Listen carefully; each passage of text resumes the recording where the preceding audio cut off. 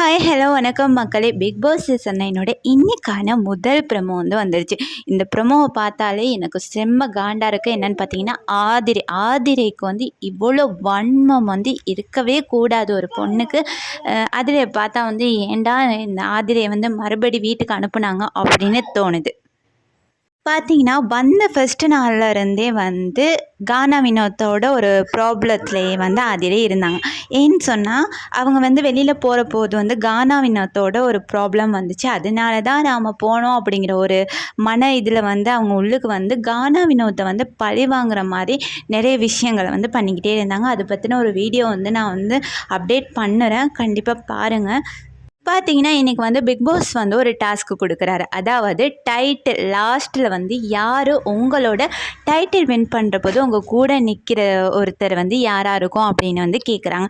எல்லாருமே நிறைய மோஸ்ட் கானா வினோத்தை தான் சொல்கிறாங்க. வியானா பார்த்தீங்கன்னா, இந்த வீட்டில் அவராக இருக்கிற ஒரே ஒரு மனுஷன் கானா வினோத்துன்னு சொல்கிறாங்க. கம்ருதீனுமே கானா வினோத்தை தான் சொல்கிறார். ஏன் நம்ம பார்வை கானா வினோத்தை தான் சொல்கிறார். ஏன்னா அவருக்கு மட்டும்தான் தகுதி இருக்குது. ஓகேவா?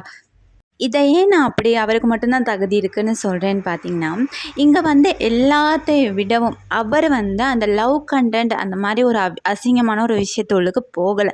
அவர் ஒரு வேலையை கரெக்டாக பண்ணிக்கிட்டு இருக்கார். சாங் பாடுறதா இருக்கட்டும், காமெடி பண்ணுறதா இருக்கட்டும், மக்களுக்கு சில விஷயங்களை சொல்கிறதா இருக்கட்டும், எல்லாம் பண்ணிக்கிட்டு தான் இருக்கார். பட் ஆதிரை ஒரு விஷயம் சொல்கிறாங்க, காமெடி பண்ணுறாரு அப்படிங்கிறதுக்காக டைட்டிலை கொடுக்க முடியாதுங்க அப்படின்னு. ஏன் உங்களுக்காமா கொடுப்பாங்க? அதிலே நான் கேட்குறேன், உனக்காக கொடுப்பாங்க. ஏன்னு பார்த்தீங்கன்னா, நீ லவ் பண்ணிக்கிட்டு இருக்கீங்க. எஃப்ஜேவோட தப்பாக சில விஷயங்கள் பண்ணினீங்க. அது வீடியோஸாக வெளியில் ரொம்ப கேவலமாக வந்துக்கிட்டு இருந்துச்சு. அப்படி இருக்க உங்களுக்கா மக்கள் பார்க்குற ஒரு ஷோவில் இந்த மாதிரி கேவலம் பண்ணுற உங்கள் மாதிரி ஆட்களுக்கா டைட்டில் கொடுப்பாங்க? இது சரியான கேள்வி தானே.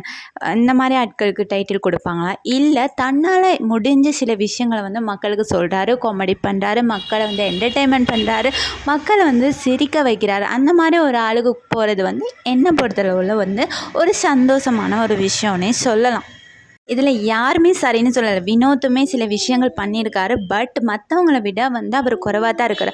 மற்றவங்களுக்கு அந்த டைட்டில் போகிறத விட வினோத்துக்கு போகிறது பெட்டர். ஏன்னா இது சமூக சீர்கேடான சில விஷயங்களை இதில் செய்கிறாங்க. இதை தட்டி கேட்கணும். இதை பற்றின உங்களோட கருத்தை கமெண்ட் பண்ணுங்கள்.